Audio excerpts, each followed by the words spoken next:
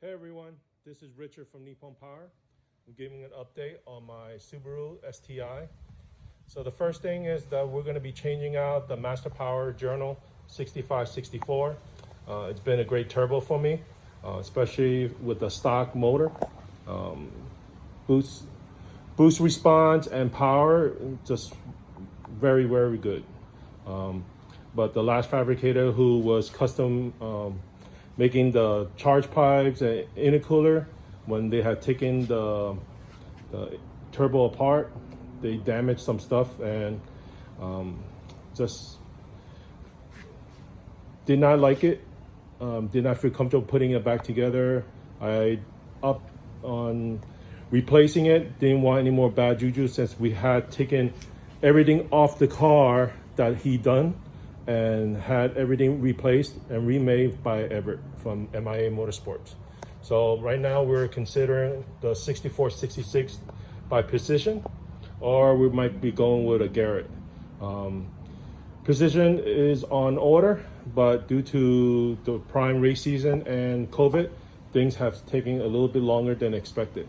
So we're gonna see in the next week or so what we're gonna be going with. I really want to get the car running, fired up, and get it tuned. Today I spent a little time cleaning up the engine bay.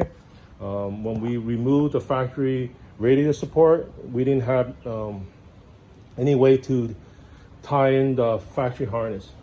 So cleaned it up, strapped it to the front, the custom front end.